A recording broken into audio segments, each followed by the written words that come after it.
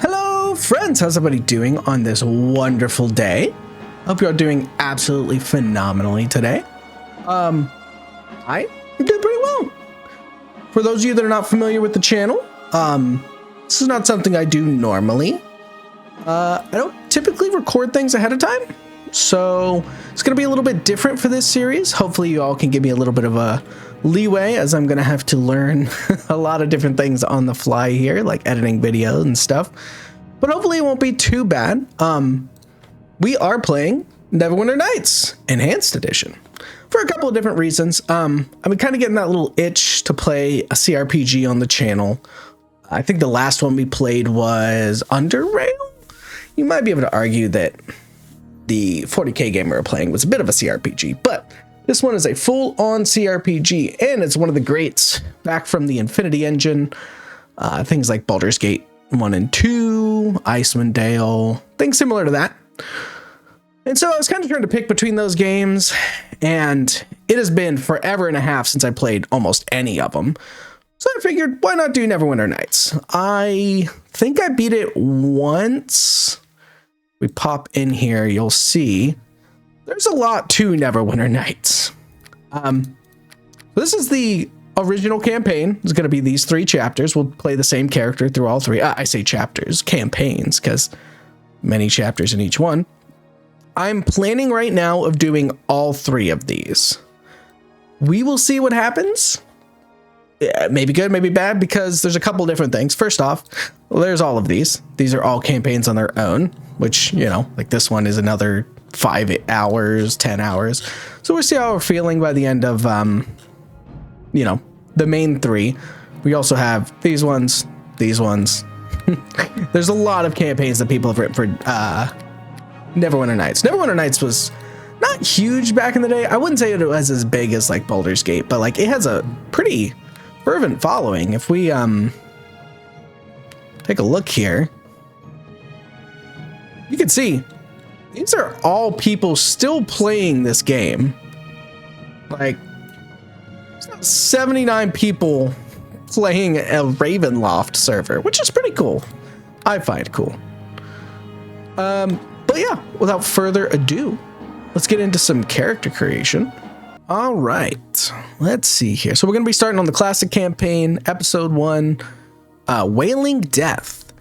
You find yourself at the center of intrigue, betrayal, and dark magic in Neverwinter. Journey through dangerous cities, monster-filled dungeons, and deep into uncharted wilderness in search of the cure for a cursed plague ravaging the city of Neverwinter. The Wailing Death is the original campaign, taking place across 4 chapters and a prelude.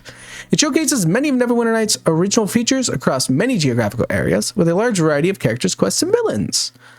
So let's get in there. Level 1 to 20.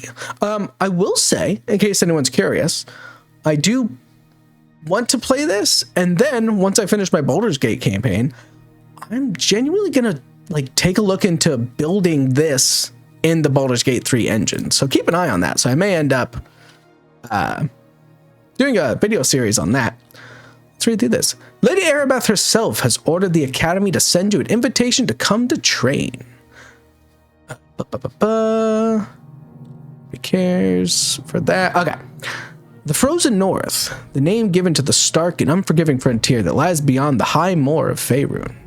A bleak wilderness where barbarian clans and tribes of giants roam the land and fierce dragons rule the skies.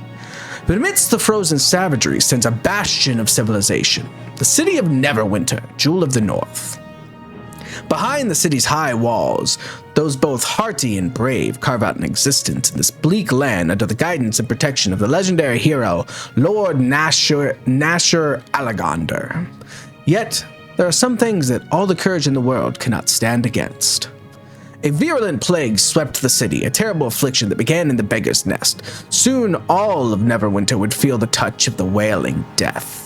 The disease could not be cured. Panic ensued. The streets erupted into violence. The Jewel of the North was brought to its knees. To save the Neverwinter, Lady Erebeth del Tylamba. Oh my gosh. Lady Erebeth de Tylmandre. Oh my. Sorry. Paladin of Tyr. There ain't no way. In Lord Nashir's right hand put forth a call for a champion. A rush of would-be heroes answered the call, some drawn by the promise of grandeur and glory, others by the lure of gold. Those with the greatest potential were initiated into the academy to train and study under the greatest minds of Neverwinter, all in the hopes that a champion would emerge to save the city from the Wailing Death and whatever sinister forces might be behind it. All right, we're going to create a new character. I have no idea what I'm going to play, chat. I do remember beating this game. Oh my god. Legitimately, oh my god, I'm old. This may have been like 15 years ago that I beat this game. Oh my god. That might be older than some of you. I do believe I played a wizard then. I'm not feeling very wizardly, so we'll see. We're gonna play male race. So races, this is based off of the D&D 3rd edition. If you've never played D&D 3E, it's very interesting. I'm more of a 3.5 guy. That's kind of 3.5 is where I cut my teeth, really getting into dungeon mastering and playing D&D. So I'm kind of familiar with this rule set. I mean, humans will get an extra feat. Yeah. Favorite class, any. No XP penalty when multi-classing, which is an interesting thing they didn't bring forward into like Baldur's Gate 3 or D&D 5th edition, as multi-classing doesn't really have a penalty anymore. Back in the day, you get an XP penalty. Yep, 1 extra feat at level 1. Let's see. Dwarves, I think I have more constitution and strength. Nope, just con, less charisma. Elves are dex minus con. Gnomes, plus 2 con, minus 2 strength. Halflings, plus 2 dex, minus 2 strength. Half elf, I believe you get some of the elven bonuses, but you don't get the extra feat. Yeah, and you don't have any bonuses to your stats, right?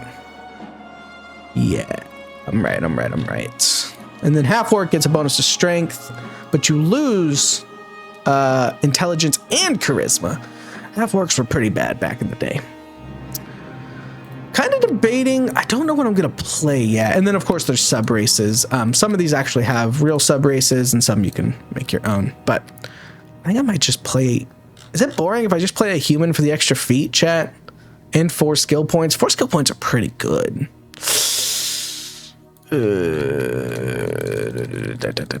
Am I too boring for playing? I'm gonna look at human. We'll see what class we end up going with. Portrait. Oh, baby.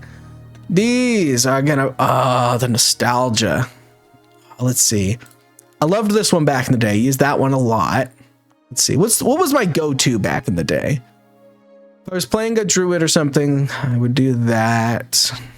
Let's see. I might be able to even pick out some of the icons from like Baldur's Gate. Because if you didn't know, this is also a BioWare game. BioWare made Baldur's Gate 1, 2, Neverwinter Nights, Icewind Dale. It's all in what's called the Infinity Engine, and you'll see. Gee, I remember this one. That's for the Red Dragons. Those ones are pretty good. What we got here? See if any of these look familiar to me just offhand. What if they have Jaheira and Minsk and everything in here? That doesn't look like it. Oh, look, a Dragonborn. Neat. Don't know, chat. What do we want to pick today? Let me go with something like... What's something cool? Let's be cool today, chat. There we go. That's pretty neat. I don't know if it'll fit my character.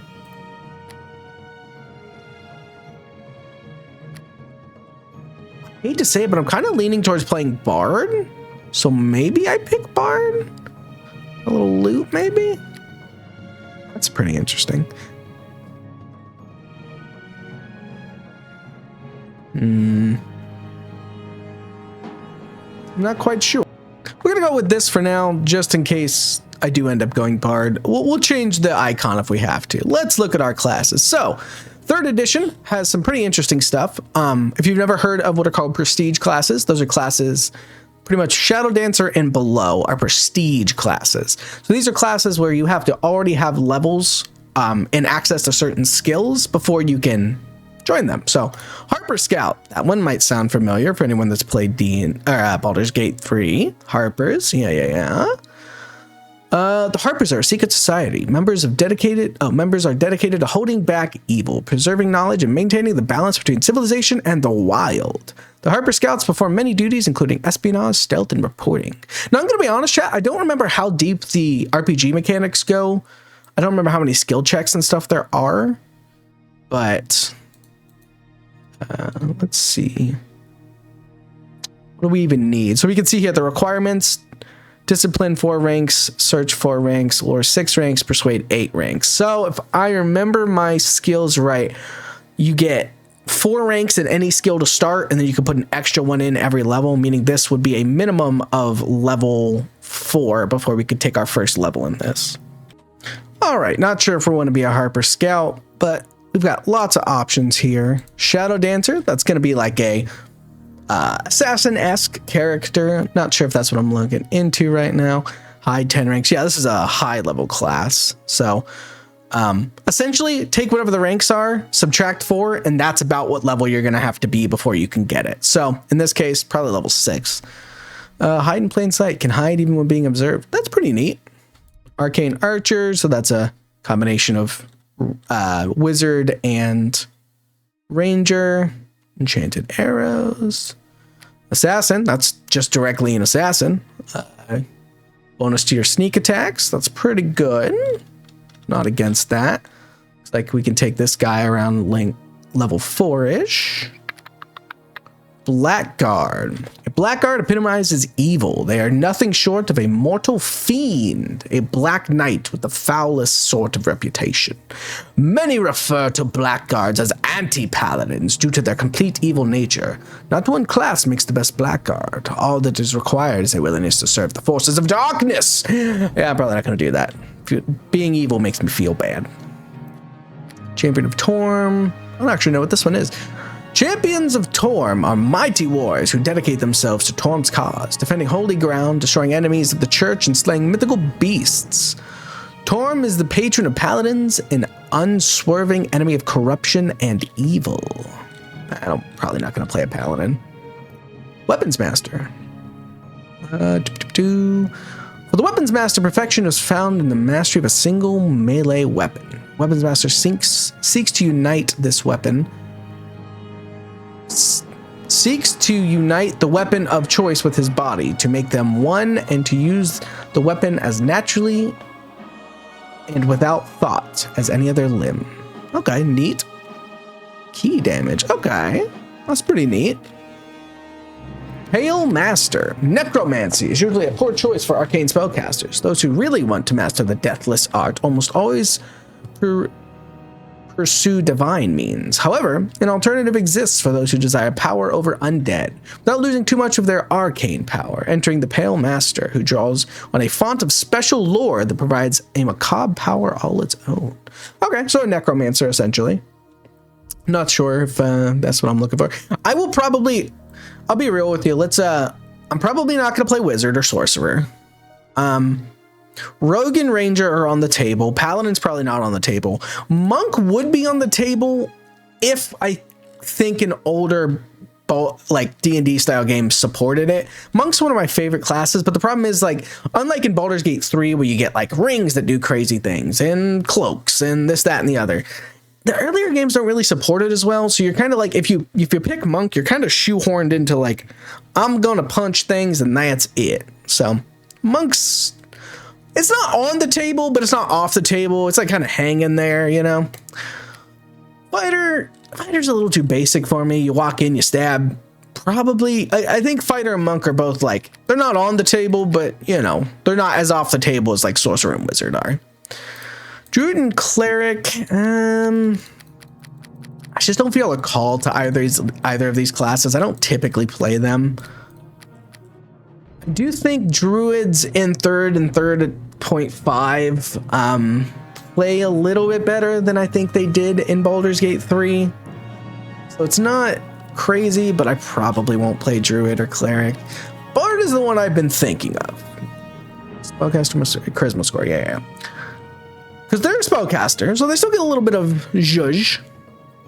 but I like playing the face of the party. I love playing charismatic characters. So like Bard's really good at that, and so is Rogue. Ranger can be charismatic, but their spellcasting comes from wisdom. And then of course there's Barbarian, which is fighter but hit harder and take more damage. So right now I'm kind of between Bard, Rogue, and Ranger. I'm not quite sure which way I'm leaning yet. Let's see. We know we're probably not gonna, let's look at a shifter. A shifter has no form they call their own. Instead, they clothe themselves in whatever shape is most expedient at the time. While others base their identity largely on their external forms, the shifter actually comes closer to their true self through all of their transformations. Of necessity, their sense of self is based not on their outward form, but on their soul, which is truly the only constant about them.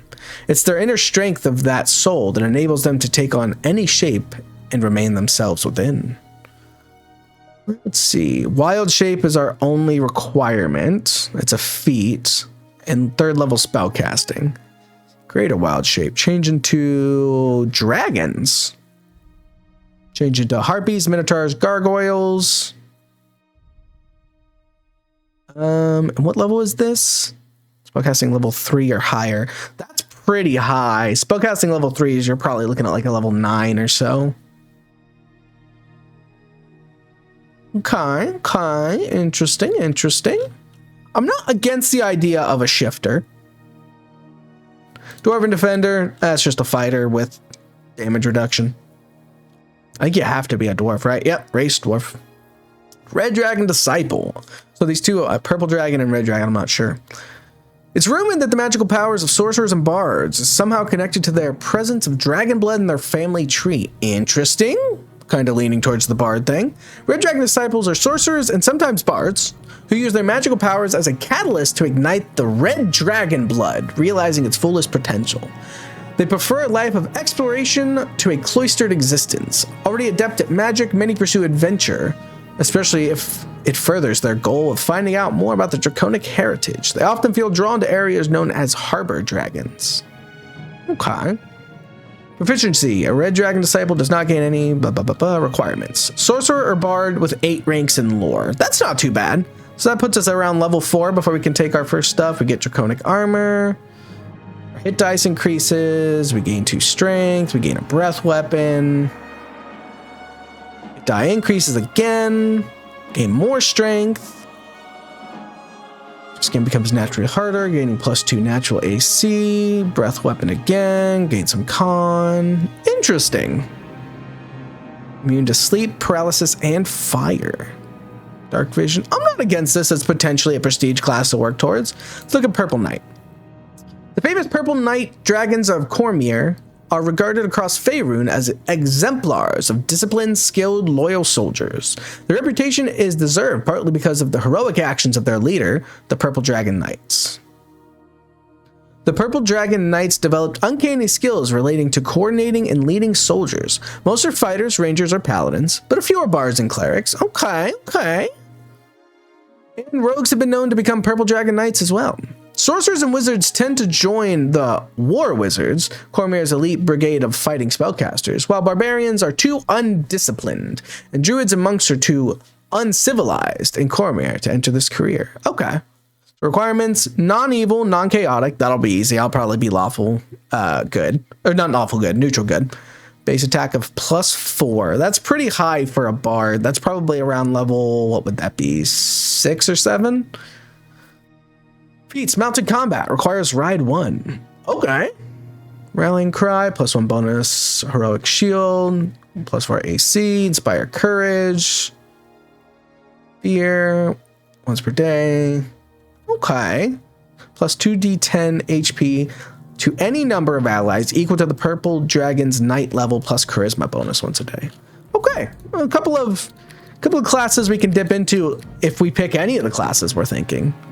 Bard, if we want to go Red Dragon, we have to do Bard. But if we end up going Ranger or something, we could do Purple Dragon as well. Well, that doesn't help me much. Yeah, I don't know, chat. Eeny. Eeny, meeny, miny, mo. Catch a tiger by his toe. If he hollers, let him go. My mother said to pick the very best one, and you are not it. Okay, guess we're doing Bard. Alrighty. Alignment, neutral good. I always go neutral good. That's... A neutral good character does the best that a good person can do. He is devoted to helping others. He works with kings and magistrates, but does not feel beholden to them. A cleric who helps others according to their needs is neutral good.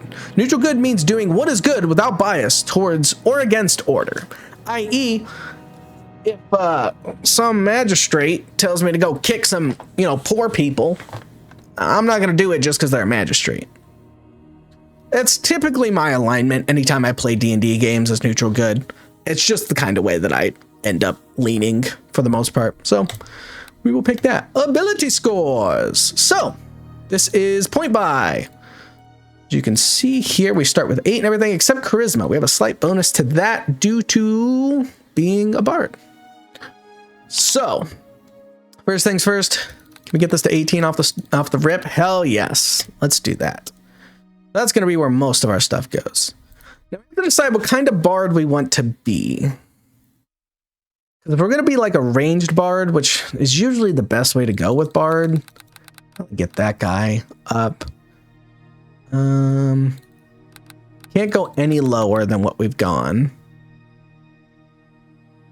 The real question is, do I take the 2-point penalty to be maxed with dexterity and then just kind of even myself out? Don't really care about wisdom or intelligence. Some of you might look at me and think this is a little crazy, but follow me here. In the early game, dexterity will save your life 1,000 times out of 1,000. +4 to your AC, mwah, beautiful. +4 to hit with ranged weapons, chances are we're going to be in ranged. I like this. This feels good. And we can already cast up to 3rd level spells, so we've got probably about 6 or so levels to get 2 more points of charisma. I don't think that's impossible. And we get an attribute point every 4 levels, if I remember correctly. And the attribute point we get just goes, makes it go up by 1. It doesn't cost to increase. So I think this is a solid spread. No penalties to health, no penalties to strength. But do we really care about a penalty to strength? That is the question, chat. Penalty to strength means we can carry less. We will have companions. That's not going to matter too much. Would I rather a slight bonus? Constitution. An extra hit point is pretty good. I mean, the alternative being getting 1 more point in that, bumping that up by 1, but we're still at a -1. See, odd numbers, you don't really like odd numbers in your stats. If we do this, though, as soon as we hit level 4, we've got an 18 in charisma, which is spicy.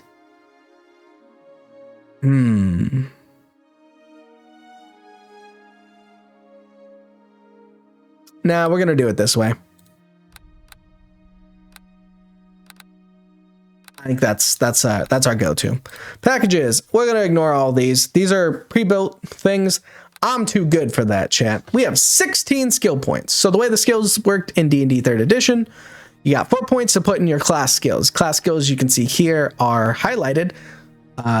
Bards can do pretty much everything, which is good with me. Everything but animal empathy. So we're going to have our bluff up because we love lying. That's our deception. Intimidation, nah, don't really care too much about that. Intimidation is a strength skill. No, it's a charisma skill. Okay. I think they ended up making that a strength skill in later editions, which I think is a good change. Persuade, that's going up. We're going to be a fast talker, chat. Tumble, tumble, tumble. So, in case you don't know, back in the older editions of D&D, tumble was a skill. You would make a roll, and if you passed, you would not get an attack of opportunity when you were moving through a threatened square. That being said, the chances of me being surrounded and having to tumble out are not super high. Use magical device might be better. I'm thinking it will be. And then, of course, lore. So how does that look, chat? Looks like we're the face of the party. We're going to be bluffing. We're going to know our stuff. We're going to be talking to people to make them happy. And we're going to be using wands and stuff. I like it. I like it. I like it. Let's roll with it. Feats! We get 2 feats. Feats are kind of what made D&D 3.0 so cool. 3 and 3.5. This is how you really take your character. Because all of this here allows me to kind of tune my character the way I want. So, let's see.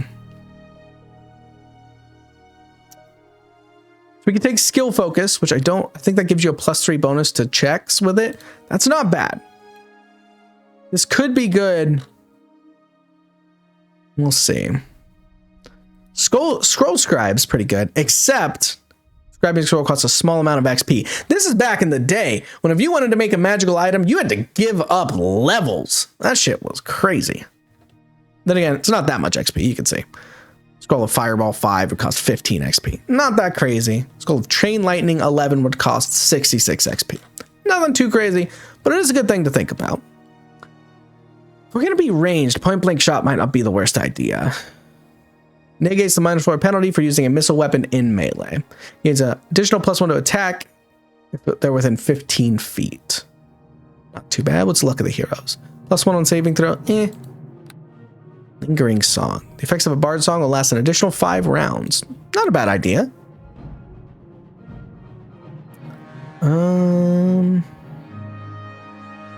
Dodge. Character gains +1 dodge to their AC. Gets attacks from his current target or last attacker. Automatically gets used. Not too bad. Curse Song. Bard's able to sing a song that can curse their enemies. Deafened creatures are not affected by Bard's singing. That would make sense. The song effect affects all enemies within 30 feet and lasts 10 rounds. Enemies, specifically. That's very important. I am playing on a higher difficulty where there is... it's like true D&D, so there is potential for... oh god, what's the word I'm looking for? Friendly fire. Reperform and Bard level 1. -1 to attack and damage. That could be incredibly helpful. Oh, and these penalties are additive, so as we get more perform, it sucks more for the enemy. So at perform level 25 and Bard level 16, -1 will save, 4 damage, -1 dodge, and then all of that below it. That's not a bad idea. I don't know if it's something I want to take instantly. Courteous Magocracy. What the hell is that? +2 lore and spellcrafts. I don't care about that. Bloodied. No. Okay. So, extra music. This character may use Bard Song 4 extra times per day. That's a lot of times. Let's see what Bard Song is. Bard's able to sing a song that can bolster their allies. Deafened creatures are not affected by the Bard singing.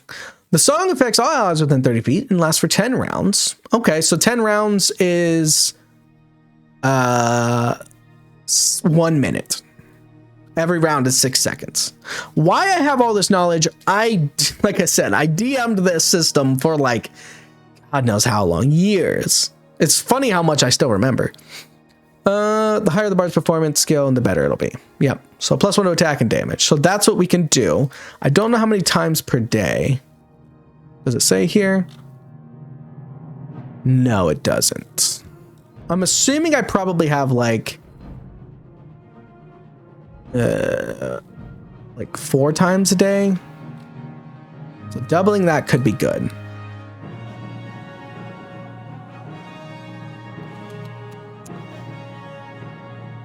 I think this is what I think is going to help us out the best. Toughness is also very good.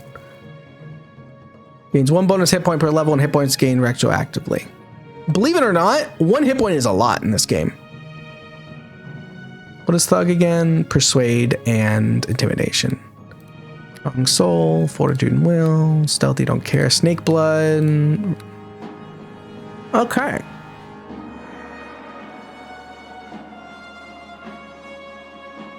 I'm thinking right now, champ, I think we take I'm playing shot, so we don't have to worry about people getting up in our face, because we're probably going to be a ranged character. And then we take extra music. Should we take Curse Song? I'm going to take Curse Song. I don't know how many songs a day I get, but I believe we get a feat every even level. So 2, 4, 6, 8. We can take the extra songs if it ends up becoming necessary. That's right, we get to know spells. We get to know 4 of these. Cure Minor Wounds, great spell. Daze, I believe, less than 5 hit dice. They're dazed for 2 rounds. I don't remember what Daze is, but I remember Daze being pretty good. Flare is blind, right? Making suffer -1 to attack rolls. Light's pretty good. An hour a level. I'm human, I'm not going to have low light vision, so light could be good. Resistance is just a +1 to saving throws. I'm going to take those 4. Those look good. All right, now we get to customize how we look.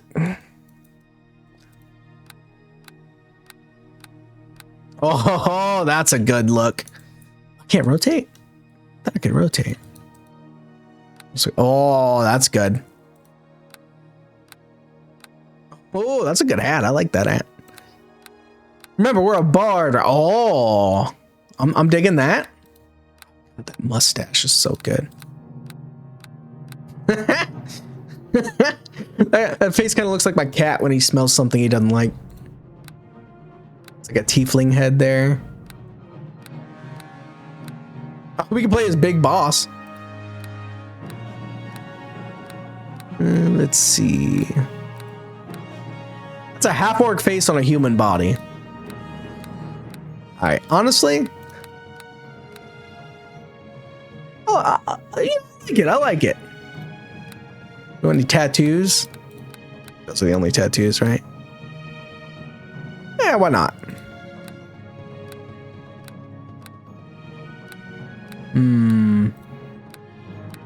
What screams bard, chat? That screams bard to me. What are we gonna make as tattoos? Let's do something neat like that. Yeah, black and red.